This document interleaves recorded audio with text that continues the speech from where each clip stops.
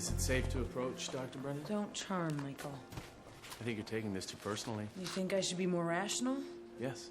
Go to hell. Like, you're not the only one with a jury consultant. The difference is I listened to mine. He told me to create reasonable doubt. That's what I did. This one isn't about winning a pasta dinner or showing up your former student. It's about putting two people away who murdered a 19-year-old girl. Tempe, you can't personalize the work. Do you remember in Central America standing in a mass grave being guarded by soldiers? We knew that they were probably the same soldiers who had killed the people we were digging up. I was just a student.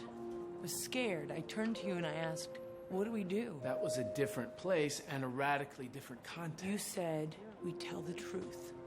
We do not flinch. You flinched, Michael.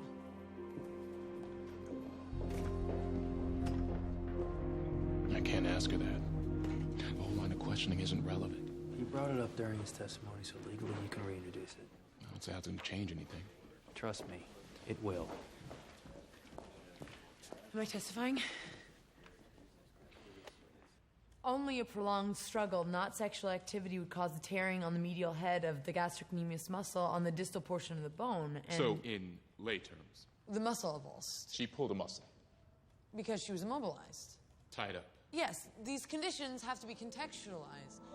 The inflammation on the ilium, the stress fractures on the wrists have to be contextualized. The inflammation... Dr. Brennan, why'd you become a forensic anthropologist?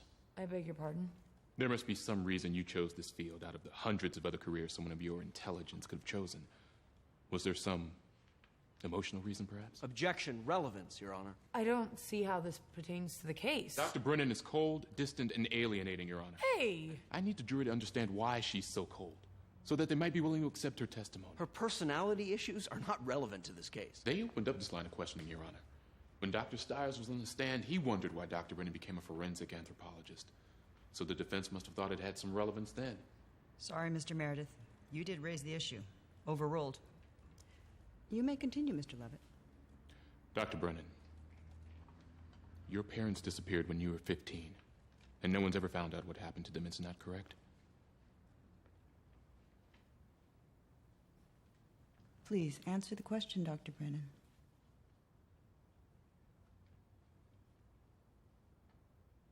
That's correct. It must be very painful.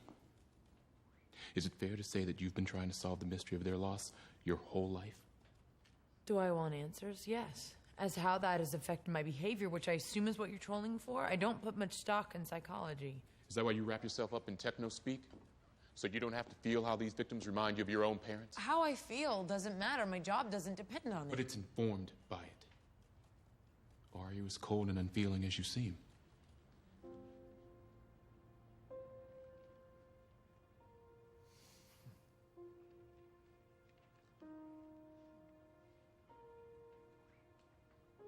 I see a face on every skull.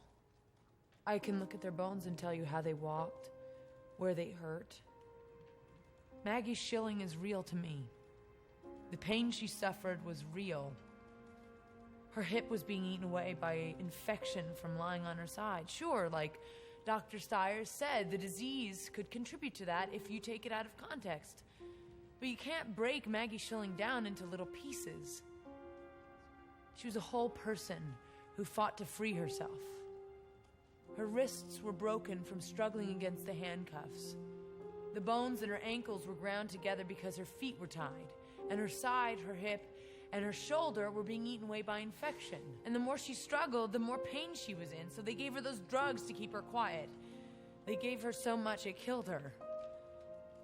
These facts can't be ignored or dismissed because you think I'm boring or obnoxious, because I don't matter. What I feel doesn't matter. Only she matters. Only Maggie.